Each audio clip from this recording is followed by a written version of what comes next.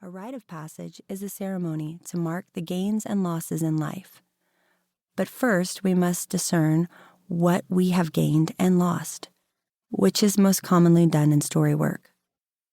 Rites of passage and rituals have existed for millennia. For example, in 2021, the Journal of Black Psychology did an extensive study of Dipo, which is a historical rite of passage among the Krobo people in the eastern region of Ghana. This rite assists pubescent girls as they transition into adulthood by inviting them to contemplate their morality, physicality, social skills, and sexuality. Women who underwent Dipo in puberty had better personal outcomes over their lifespan than girls who did not. This study and other research have demonstrated that when girls know how to make meaning out of life situations, they maintain well-being throughout womanhood. What I have seen with my clients is that it's never too late to make meaning. That the ritual we do today can help draw out the significance of past life stages and transitions. The rites I will teach you in this book will help you embrace change and celebrate gains, losses, and grief with intentionality. We all experience loss.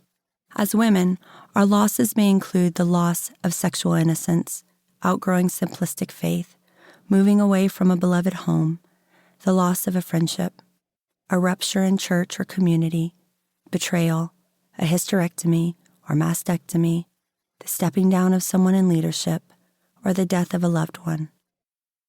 Grief and outrage are essential responses to loss. How we engage our grief informs how we make meaning of our lives.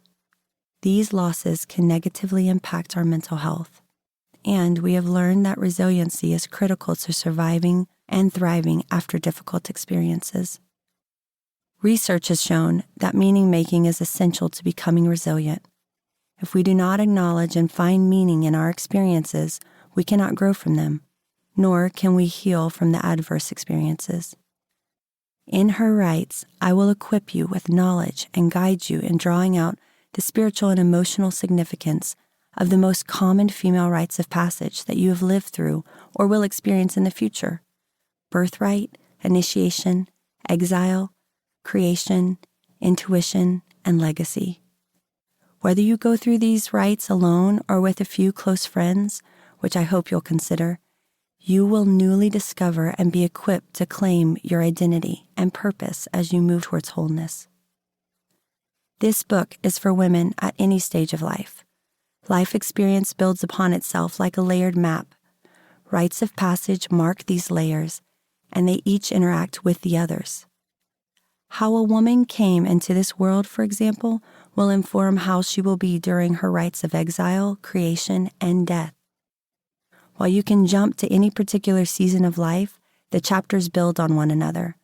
My goal is to teach you the art of marking time and making space for ritual so that each birthday, anniversary, or burial can be done with intention and take its place in your integrated story.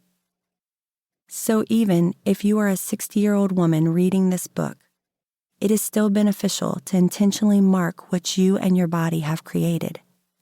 If you are a young woman, it is still essential to understand the rites of death and legacy, because these realities accompany us throughout and will be the conclusion of our story.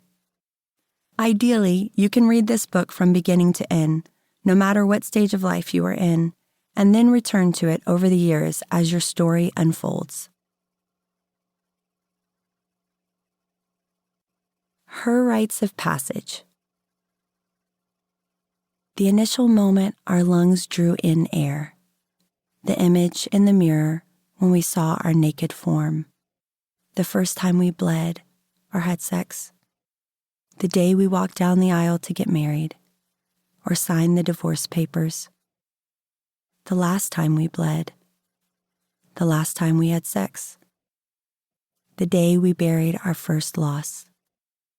The hour we take our last breath. For these, we have a right to pass. Part 1. Rite of Birth.